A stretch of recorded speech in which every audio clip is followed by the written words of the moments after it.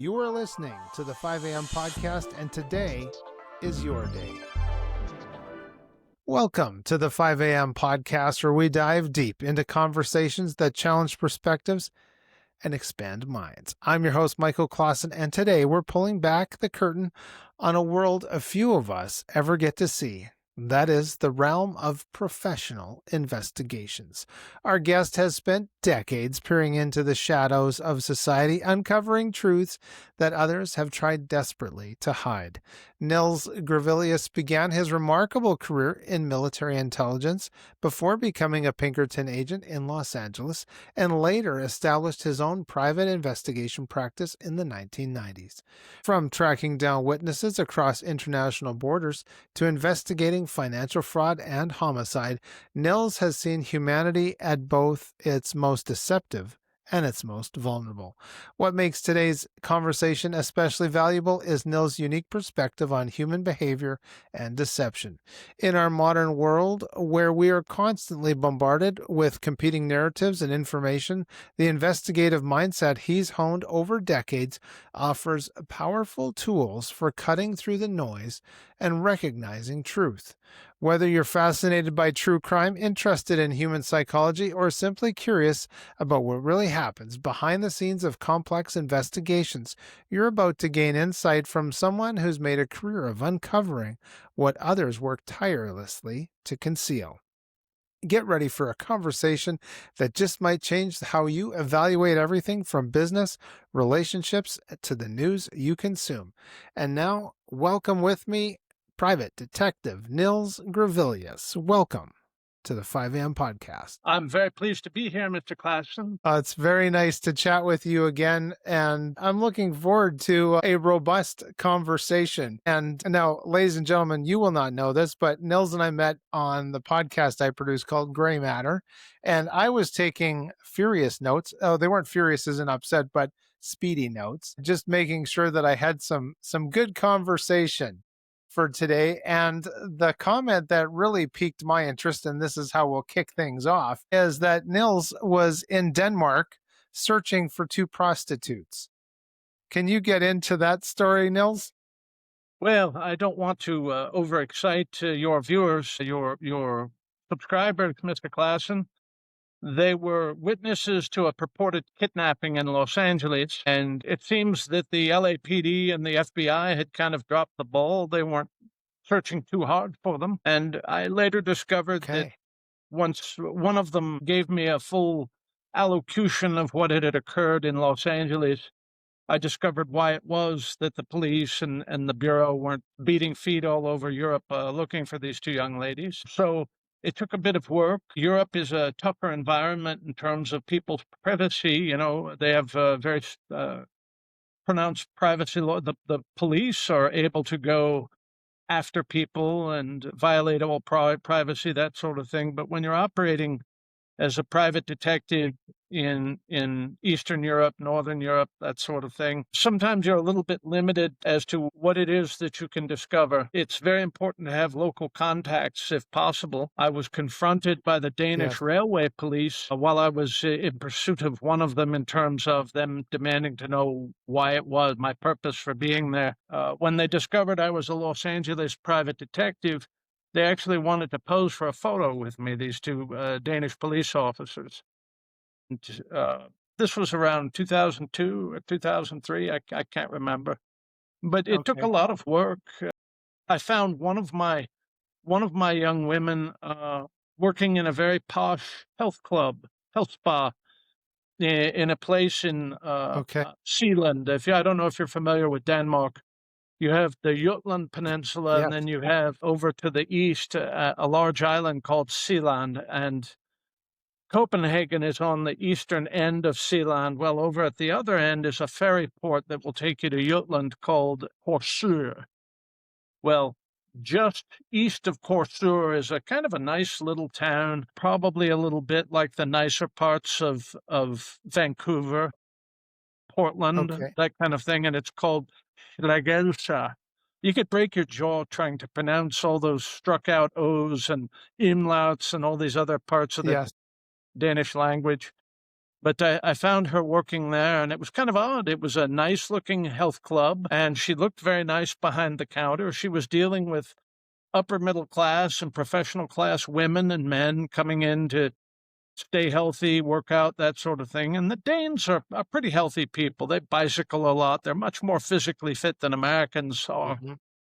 on average, I would say. So there she was. And all of my prior viewings of her, she had all of her clothing removed. I know you're very surprised, Mr. Klassen. She was making adult films when she was in Los Angeles. She was the one who had accused another person from Europe of assault.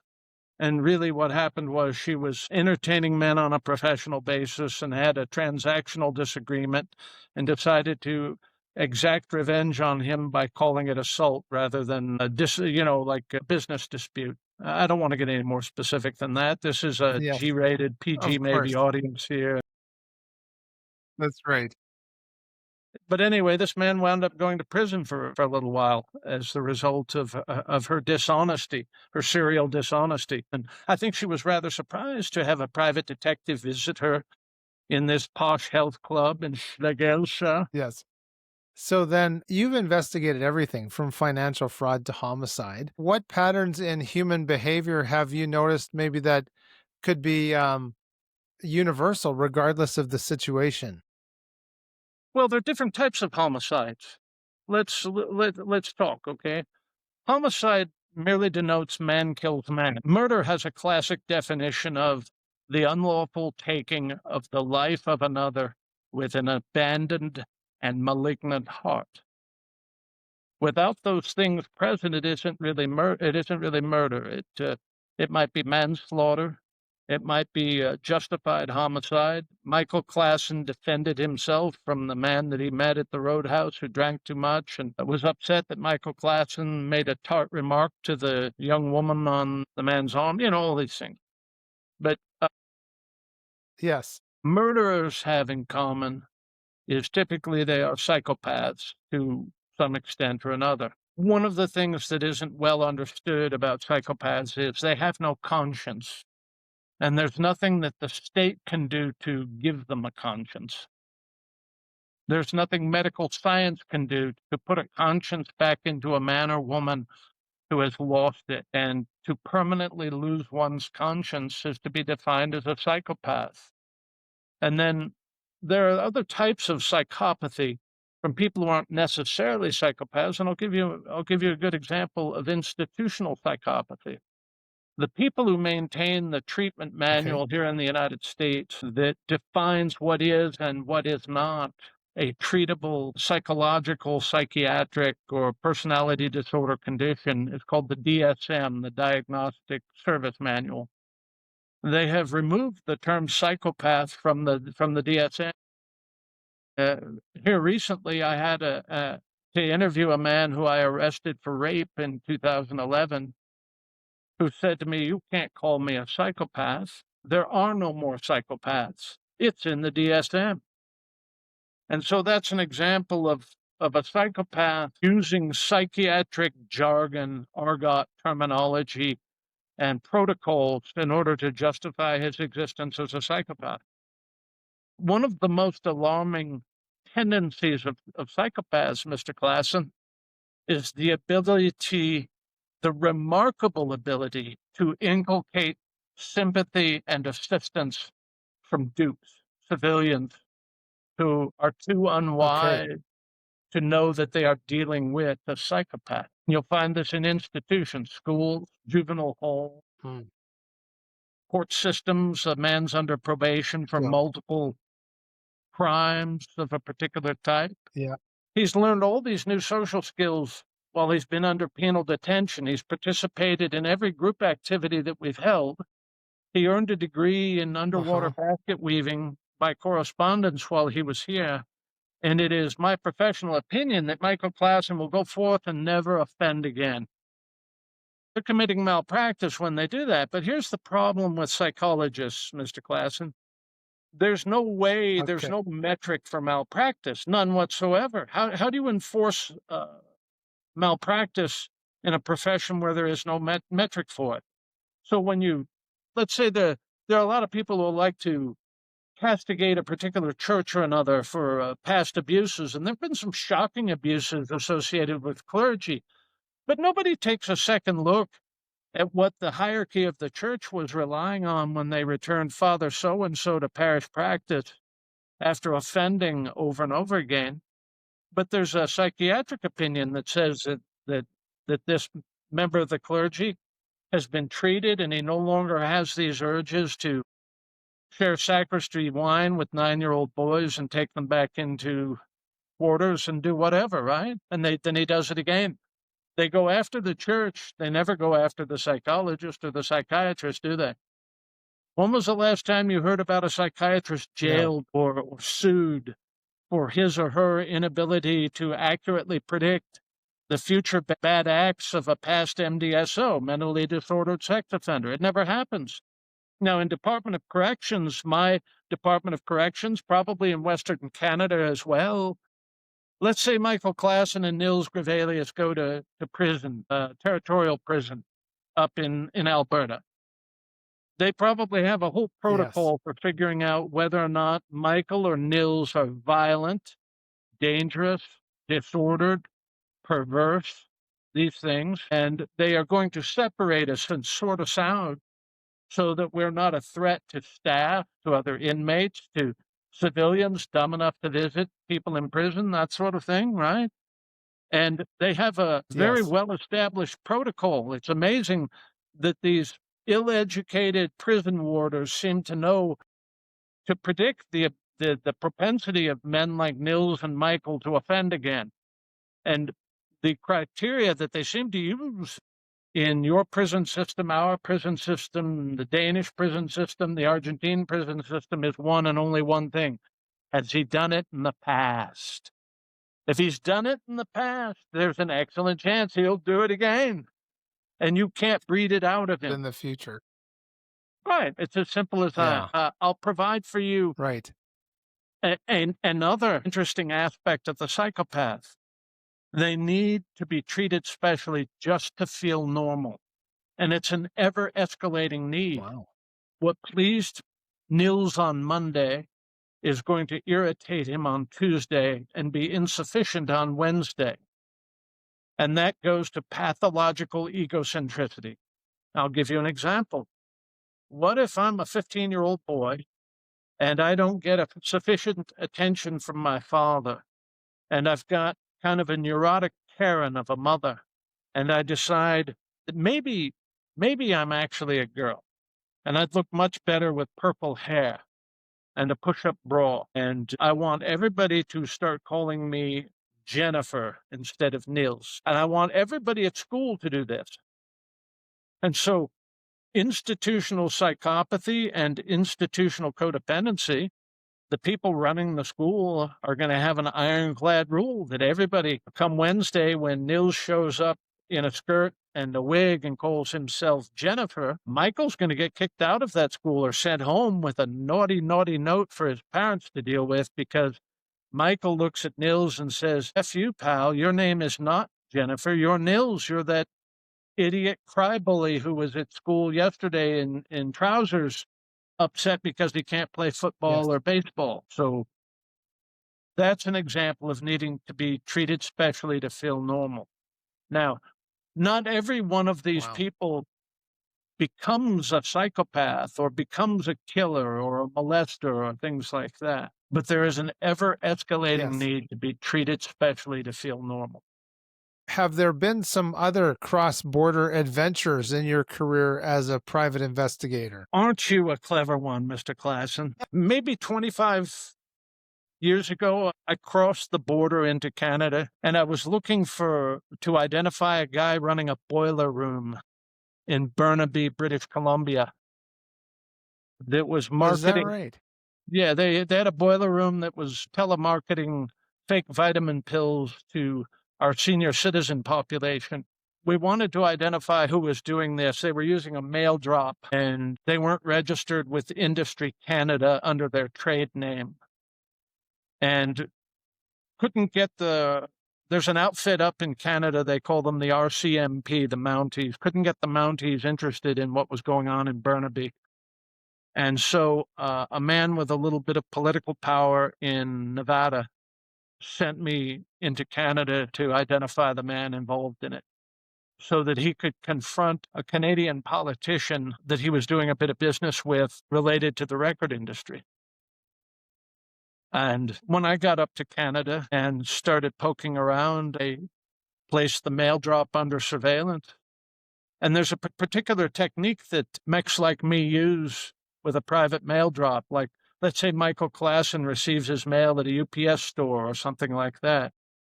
Yes. So I stake out the UPS store and I wait for Michael Klassen. How am I going to know Michael Klassen if I don't know who Michael Klassen is or who it is that I'm even looking for? In this case, this businessman had a junkie, a heroin addict woman, come and pick up his mail at the mail drop. And I knew it was her based on something that I had delivered to the mail drop. And I followed her to where she met with him. And then I had an office address and some license plate numbers and a name on the office door. And Industry Canada, lo and behold, did have a registry for that particular company. So that's an example. That's pretty anodyne, though. That's not sexy or exciting, is it? How about crossing into Mexico? I've gone into Mexico a number of times to bring back fugitives, Guatemalan, American, Mexican. It became more risky. The Mexicans started putting guys like me in prison for kidnapping, even if we were bringing back an American. One time I crossed the Detroit River into a town called Windsor that's over in Ontario, and I brought an American back across the river against his will. I suppose if he had told the Canadian police, this man has me in handcuffs in the trunk of his car, would you please not allow him to take me back into the United States to face justice? Yes. You know, somebody in the Queen's Counsel might have grabbed the hem of their skirt and said, Mr. Grevillius, you're committing a crime by coming to Canada to grab fugitives. Right. I didn't let it trouble me, though. I just had to take care of business, didn't I, Mr. Klassen? You were taking care of business, indeed. So I want to ask you then about some of, not necessarily undercover cases you've worked on, but the education and the preparatory work that you need to go undercover. Can you talk a little bit about skills acquisition to fit in? Okay, well, I can talk about it a bit. I was once placed undercover in a stock brokerage. You know, one big stock brokerage house had acquired a specialist house. They dealt in a particular type of security and that kind of thing. And part of the acquisition involved acquiring the contracts of a number of men and women who like to live beyond their means and violate securities laws and that sort of thing. But their contracts came with the acquisition. And so I went all the way through the preparation, including getting a Series 7 stockbroker's license so that I could be there as a trainee broker and under the tutelage of these men and women telling me to violate the law. Well, this law really doesn't mean what it says. And we know that you signed an acknowledgement when you came to work here, but you're going to do it our way, not their way, you know, all of these things. Well, all of that, that's pretty obvious. Well, contemporaneous with all of this, somebody was making very specific threats against one of the executives in the company that had acquired this outfit. And they were specific enough that they knew that it was somebody in the company that had been acquired. And I conducted a 3.5, 4-month investigation and decided that I had identified the man making the threats. And I sent a series of reports up and I got paged by my boss. Yes, this was back in the day of pagers. And he said, come on down to Wilshire Boulevard. We need to have a talk. And when I got there, the counsel, the house attorney, and the chief trading executive for the outfit that had acquired this company said, that's our top producer in that outfit. You can't just throw accusations around, you know, that sort of thing. So they settled for being able to eliminate 11 troublesome contracts by doing my work, but I got criticized for all of this. They said, "You really don't know what you're talking about. You need more training, I think." So I'm going down every day in coat and tie, and I'm handling other people's money, institutional money, and doing all of this, and I still have to be Yes. a detective. I still have to write a very lengthy, detailed report for each day undercover. I can only communicate with my true employers surreptitiously. This was pre-internet, and even in the age of the internet, one has to be very cautious because there might be people snooping or looking in on what it is that you communicate. So I Yes. did all of this, and later on, I went into professional practice for myself a couple of years after that. And then one night, my old boss paged me with a 911 after the page, and I called him up. I recognized his number, and I said, "How are you doing?" And he said, "Have you seen this evening's news?" And I said, "Well, no, I was busy, trying to figure out where Michael Klassen had gone to in Mexico." Yeah. And Right. he says, "You remember that guy, that securities executive that you identified in that outfit?" And I said, "Yeah, I do." And he says, "He murdered his ex-wife, her fiance, his own son, and himself." Wow.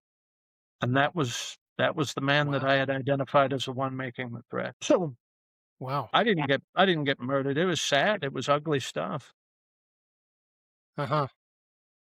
But so to prepare myself, there are a couple of things that one must always be cognizant of. Cover for status and cover for action. And cover for status is more general. Who are you? Where are you from? Where did you take your education? How did you get hired here? Where do you live? Are you a married man? Are you a single man? And cover for action is, why are you talking to this person? Why is your Yeah. desk drawer locked all the time? Why do you park your car off site? Things like that. And you have to remember that Wow. even bad guys practice risk management. They're constantly on the lookout for somebody looking out for that. And so one has Mm. to adopt the mien of being morally flexible or morally ambiguous when you're dealing with these guys, because you can't be the one planting the idea of theft or assault, of narcotics or drinking on the job in the mind or heart of the Mhm. man you're investigating. You have to be along passively.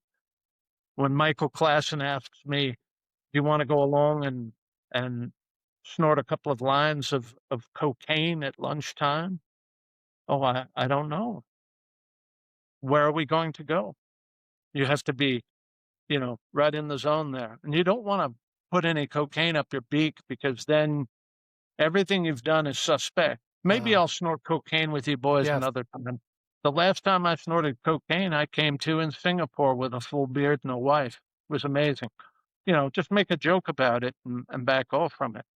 Yeah. So those are Right. things that a man would want to be cognizant of. A man would also want to use great discretion in how he communicates with the boss, and the boss is the one communicating with the client.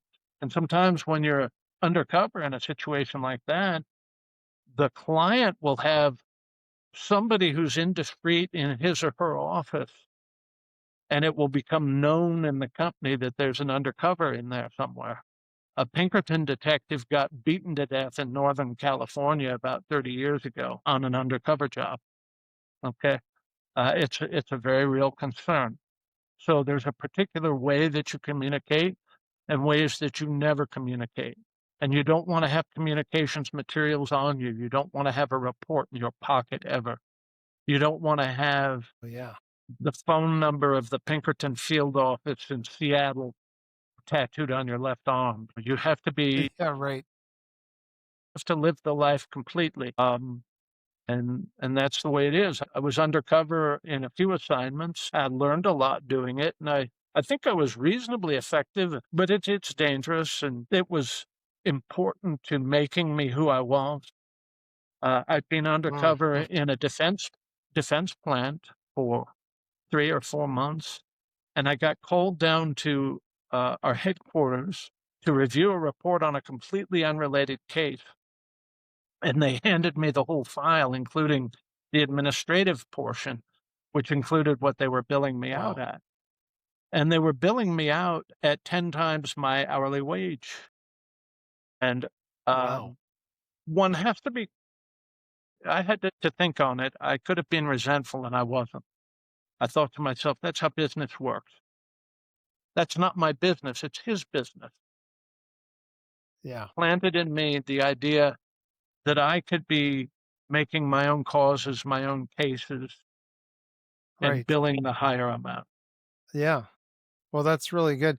So I wanted to ask you, when we watch detective shows, we always get the red herrings. There's something to keep the audience guessing. Do you maybe have some real life examples of some distractions or some red herrings that were almost going to lead you down the wrong path? Yes, a bail bondsman came to me who had a real problem. He had three men on the hoof, three different cases where men had failed to show Okay. up for court, and their bail was heading for forfeiture, meaning the bondsman was going to have to come out with the money out of pocket on it. And Yeah. each of these men had signed contracts obligating them to pay my fee in the event that they absconded. And one of these men had a co-signer who was a female, an attractive female. And when I came to her looking to get her cooperation and figuring out where this man was, she tried to set me up to get a beating, to take a beat down. And I Wow. I knew that she had set me up.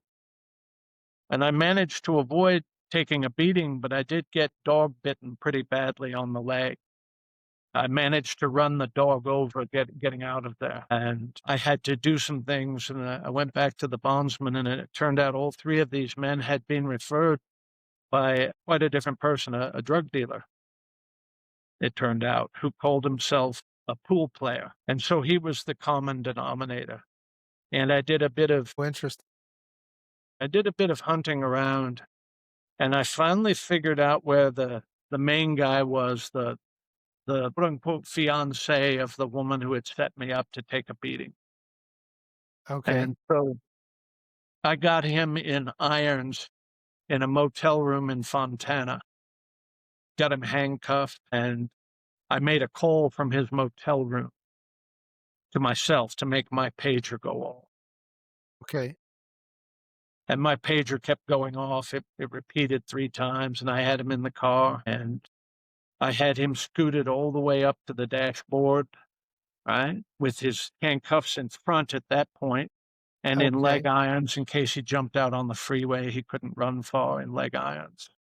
But if you scoot them all the Right. way up to the dash, they're in a position where it's difficult for them to move. And I said to him, "Oh shit, my pager keeps going off." So I pulled my car into the parking lot of a liquor store off the freeway in a quieter area, and I had my car right next to the payphone. And Okay. I got on the payphone and made a fake call. And let's say this woman's name was Glenda. When the Yeah.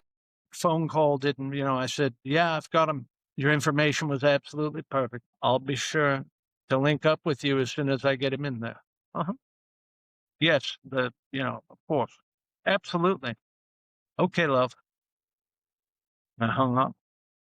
And all the way in, he kept asking me, "Who was that?" And I said I could never give her up. Don't worry about it. And he decided quite on his own that it was Glenda who had given him up. Wow. That's quite the story. So the next time I saw this man, it was pretty amazing. He was still in custody, but he had a big, rough, tough brother. They were in the narcotics business and stolen cars business, that sort of thing. I'm in court on something else. And there's Glenda sitting back in the gallery with both of her eyes swollen shut, having gotten a clubbing from his brother. And I concluded my business, and I looked over at her and I said, "You don't look so good, do you, girl?" Walked out of court. Well, that Wow. goes, if you're in for a Yeah. penny, you're in for a pound. You don't like getting clubbed around Yes, by that's Clyde right. and Buck Barrow. That's a muddy pool to be swimming in, let me tell you. Yes. Wow. So I wanted to ask you then the connection with Pinkerton and being a Pinkerton agent and that the storied path past of the Pinkerton agency. Can you talk maybe a little bit about how they kind of shaped American history? Part of training in the Pinkerton service is indoctrination, and you have to sign a consent decree related to some anti-labor activities that the Pinkertons were involved in the early 20th century. And that's one of the Okay. acknowledgments. But they make you read a few pages of history, about 10 pages of history. But I was always interested anyway, because Alan Pinkerton really is a compelling character. He's pretty comparable to Lord Walsingham. Do you know who Walsingham was? No, I don't. He was Elizabeth Tudor's personal espionage service and counterintelligence service. Wow. Okay. Okay. For all intents and purposes, he is the father of MI5 and MI6 both. Wow. So are we going to get into John D then in this conversation? Well, I mean, think about it.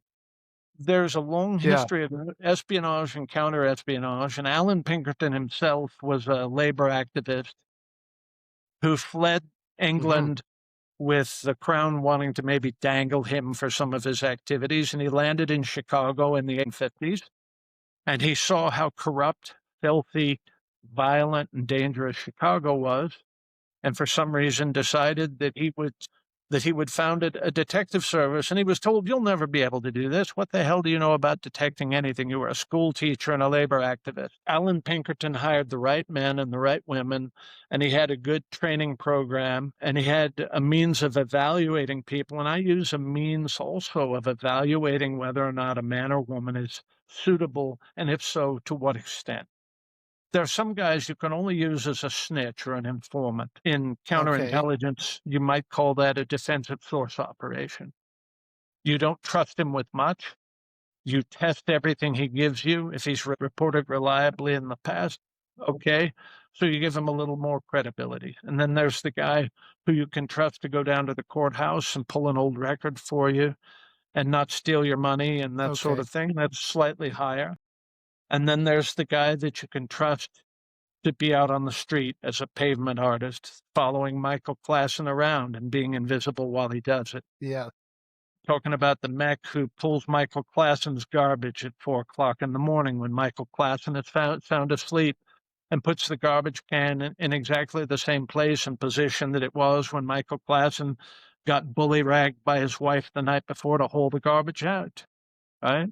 And then if I Yes. really that mech, I might trust him to go to the parking lot of a distant supermarket to spread every single thing out on the deck and separate the shite from the shinola to find those critical documents, receipts. Oh, look here, Michael Klassen has a drinking problem. There's 18 whiskey bottles in here, that sort of thing. Here's a clump of Michael Klassen's hair. He pulled it from his hairbrush. What should we do with that? Oh, what if we took it down to a lab and tested it for the nature and extent of Mm, his drug abuse? All sorts right. of evidentiary things. Oh, here's a thumb drive. I wonder what's on that. So that's a higher level of Yeah, trust. that wasn't supposed to be in.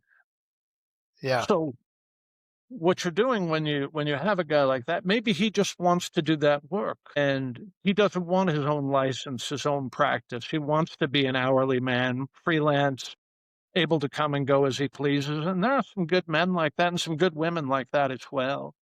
But you have to be very cautious because some of those people also work for tabloid journalists. There is a private detective in Beverly, Interesting. right? There is a private detective in Beverly Hills who calls himself a celebrity. I don't know that he is or isn't. I was never terribly impressed with him. He probably has the worst wig in Beverly Hills, and he hires these guys to do surveillance work for him. And then after they sell out his case to the National Enquirer or the Star or something like that, he's having to backpedal and backfill with his clients and pretend that somebody else sold their most incredible, horrible secrets, that sort of thing. So that's one matter of risk management in my profession. So that's something I look at. Here's another one. There's a big church, or it calls itself a church in Los Angeles, and they're worldwide, and they have a tax exempt status in this country. They involve themselves with celebrities quite a bit. Some of the people who go to that quote unquote church are looking for legitimacy, for relief from things that have bothered them in the past, that sort of thing. I don't know. I don't want any involvement with this church because it's a cult, and we call it the Church of Scientology. And I have a hard and fast rule. I won't work for the church.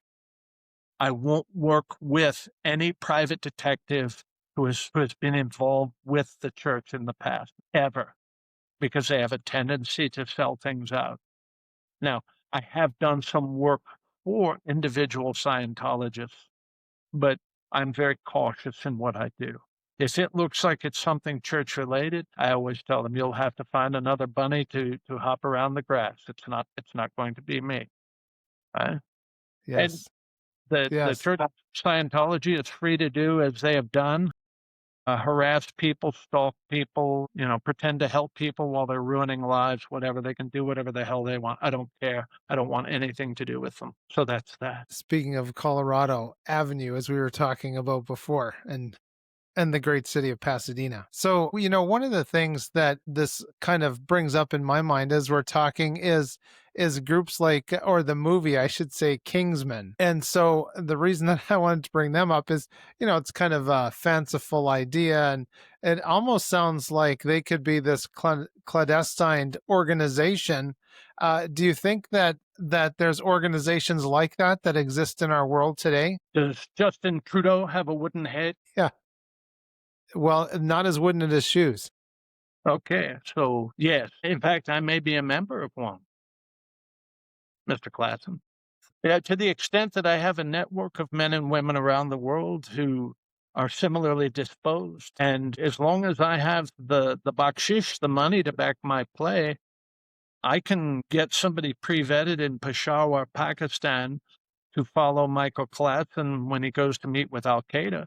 I can do that if I need to. If I need to get a man out of Afghanistan next week and his family has enough money, I have the resources to make it happen. I have personally followed people for other agencies, private detectives, that sort of thing. But I have to be a little bit circumspect.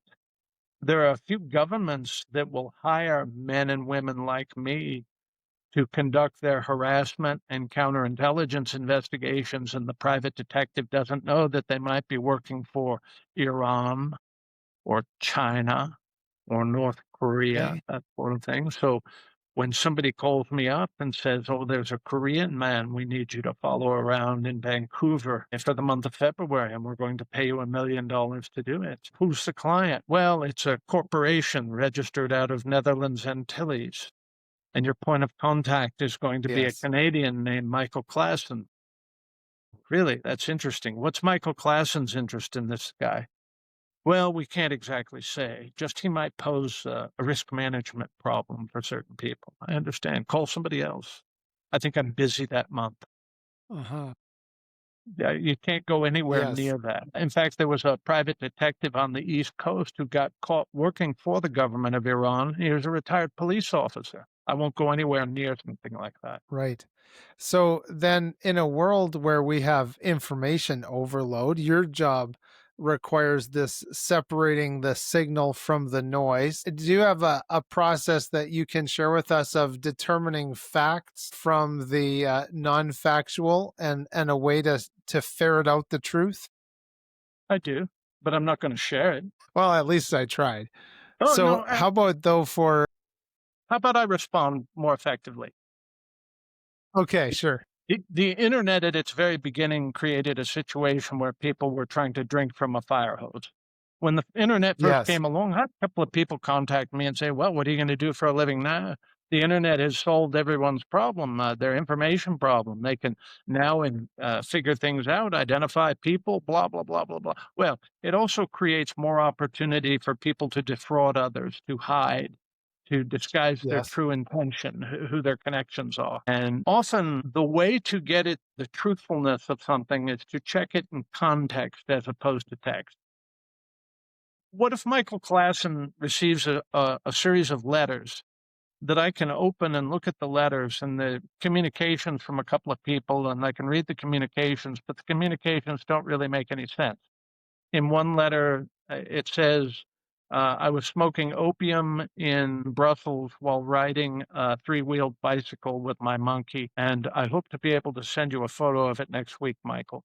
And then the next letter says something like, you ordered 500,000 pounds of bananas for your pet elephant. We are concerned Yes. that your pet elephant might be eating too many bananas, and we'd like you to pick the elephant poop up off of the front steps of the courthouse before we ship the bananas to you, Mr. Klassen. And, so these are nonsensical letters, right? Yeah. Right. What if what if the letters are coming every Monday? What if the letters are coming every Monday with a postal mark in London? What if the letters that come every Monday with the postal mark from London have a return address that doesn't exist? What if the letters coming on Monday with the postal mark from London with the return address that doesn't exist have a different postage stamp on them every time? We're talking about communicating in context. So while the subject of the letter is meaningless, it's the envelope that is the important part. And so when I'm looking at something on the internet, I'm looking for context. What if what if Michael Klassen has this great business, he's an accountant, and suddenly there are 48 entries on Yelp or another business review site, Google, let's say. Michael Klassen is absolutely the worst accountant I have ever dealt with, 0 stars. Michael Klassen robbed my mother-in-law. Yes. He was supposed to do her taxes, and he took all of her money, and now she's heading to prison because the revenue authority couldn't collect taxes. And then, on and on like that. And all of these reviews come in a week. That's context. So I found something on the internet, and at first glance, it looked like Michael Klassen's really a bad guy. He's a horrible accountant. He cheats people, that sort of thing. But the context of it suggests it's made up. And you could do the inverse. Michael Klassen is the greatest accountant in the history of numbers. He wears green eye shades and sleeve garters, and he's been taking care of my taxes for 122 years, and you should hire him too. Yes. Well, that's so then getting into the internet of things, and you were talking about psychopaths before, and the murderous kind, I might add. One of the things that we see, well, that is probably a tale as old as time, is defrauding people and trying to make someone else's money their money. Is there kind of a profile that you've seen of the particular kind of psychopath that will go after dollar bills? Uh, all psychopaths have this propensity to some degree or another. And one of the other things that is axiomatic to my profession, Michael, is there is no line of demarcation between blue-collar crime and white-collar crime. It's all crime and criminality. The rapist Yeah. that I arrested for rape in 2011 in Pasadena wore an Armani suit, drove an expensive car, and was at one time a mortgage broker with a license and all of that. Once he was in the Los Angeles County Jail, he tried to hire organized crime to murder his victim and her children. Is that white-collar crime or blue-collar crime? So it's criminality, right? He made his living Yes. stealing. Most of the work that Hmm. he did as a mortgage broker involved writing in extra escrow instructions, so an extra 10,000 went to his account, and you wound up having to pay the vig on that, or him getting a kickback from a lender for a loan that's 2 points higher that you have to sign because you're now in a non-performance vice wherein you can't perform in your offer on the house and you're going to get sued by the seller and your whole life is a nightmare and your wife is telling you what a loser you are. So you go ahead and sign it and tell yourself, I'll refinance it in 2 years. And he got a kickback from that lender. So that's theft, Wow. right? So Yeah. it's one of the characteristics of the psychopath is the tendency to lead a parasite lifestyle. That's really that. So then, when you're looking at you pull back the curtains and you see what happens behind the scenes in that underbelly. Do you think that we're living in a bit of a film noir society now? Noir never went away. Michael. It Yeah, waxes and wanes and it changes its color scheme, but it's still noir, figuratively, at least. Noir is right. defined by intensely sentimental, yet never maudlin when we think of noir cinema or noir literature. Yeah, It's intensely violent at brief moments, and it has very good people doing horrible things and horrible people occasionally doing something good. But, it's art mimicking life and putting an extra layer of sepia or blood stains around the doily or whatever you want to call it. It's there. And noir is appealing to people because it's true to the heart. It's emotionally satisfying because it tells them something about crime and vice and being right. compromised, loving someone who will never completely love you back. All of these are the elements of noir stories. Chinatown is one of the best noir Yes. stories ever, and it's filmed in lush color. And it's a horrifying film because it does not have a Hollywood ending. The bad guy is one of the worst, most malevolent bad men ever depicted in cinema, and he wins at the end. You have some books coming out or a book coming out. Can you talk a little bit about that? Yes. In 2022, for my stochastic terrorism in social media, you know what stochastic terrorism is? That's where No, I do not. mere words are violence. I got banned permanently from Facebook Oh, in yes. 2022 and Twitter. Right. And so I decided to write my professional memoir. And I sat down and I banged it out, detailing going from being a scout in the infantry, working the DMZ in Korea, to going into counterintelligence, and then from there to the Pinkerton service, and picking up bail fugitives and evaluating psychopaths and conducting detailed surveillance of very bad people around Los Angeles. I talk about some of the evaluation of men and women for suitability in the work that I do. I talk about interrogating men, talk about polygraphs and torture and all of these things. It comes out in June of 2026. It is entitled The Last Lawman. It's being published by Post Hill Press. I hope to sell 58 million copies, but I'd be happy That's if I just good. sold one or two, right? It's all That's it's good. all fantastic. Yes.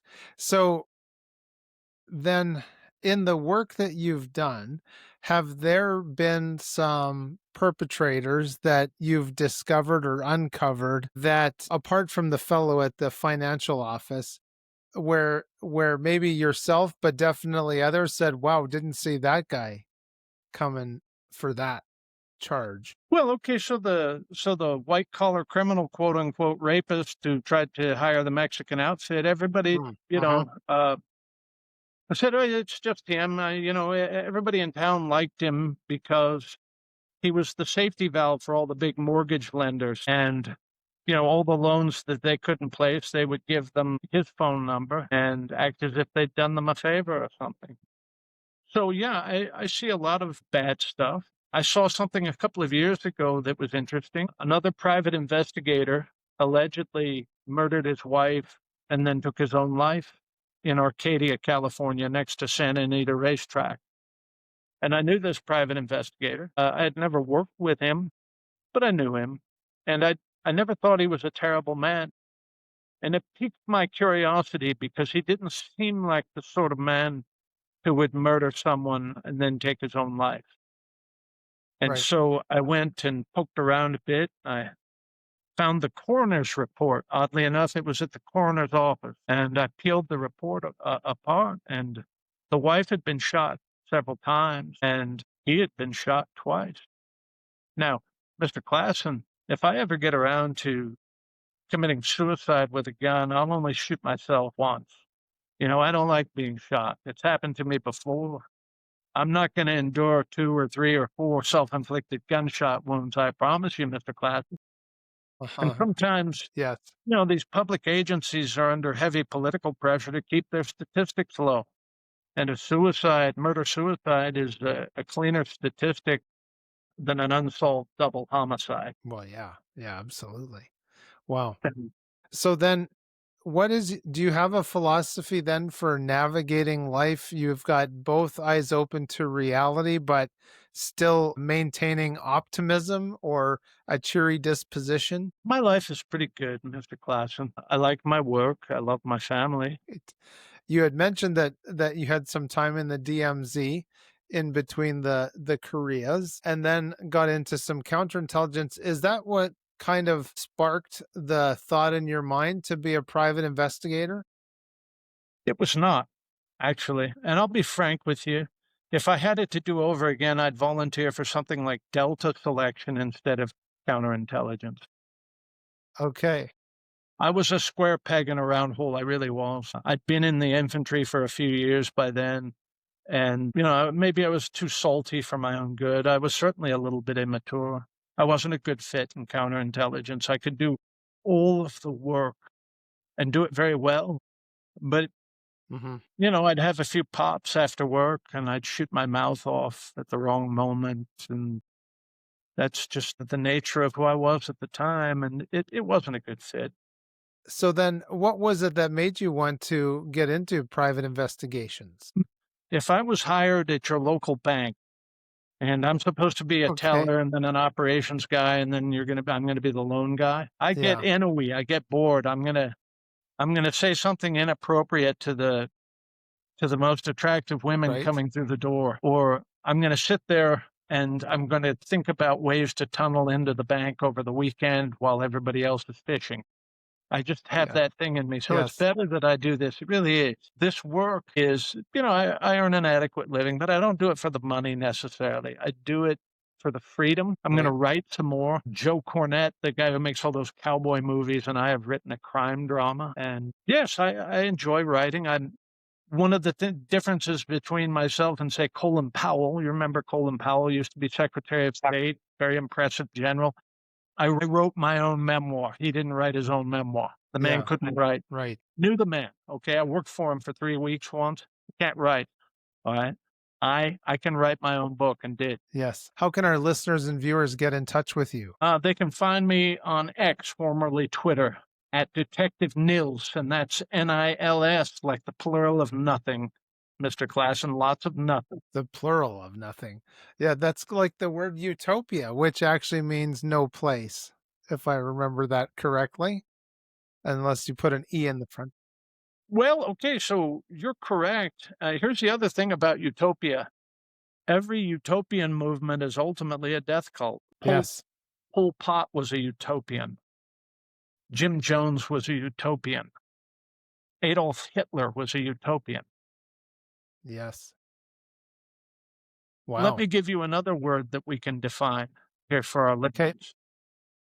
What do you know about the word alibi? Well, I did see the movie with Tom Selleck, if that counts, but the alibi, I would think alibi means that you have a witness that places you in a different location.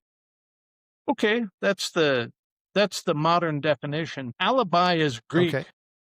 and it means elsewhere.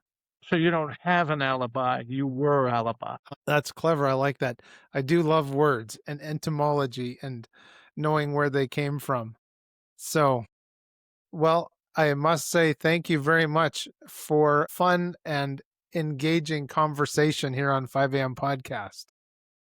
It's really my sincere pleasure, Mr. Klassen. There you have it, ladies and gentlemen, a rare glimpse into the world of personal, private investigation through the eyes of someone who's lived it for decades. What strikes me most about our conversation with Nils is how the skills of observation, discernment, and critical thinking that he's developed are valuable far beyond solving cases. We've touched on the psychology of deception, the patterns that emerge in critical behavior, and how distinguishing fact from fiction often requires looking beyond the surface to find the context. Nils has shared insights from his experience across borders and across different types of investigations that reveal universal truths about human nature. As we navigate our increasingly complex information landscape, perhaps we can all benefit from developing a more investigative mindset, questioning narratives, seeking context, and looking for patterns that reveal deeper truths. I want to sincerely thank Nils Grevillius for his candor and for sharing the stories from his remarkable career.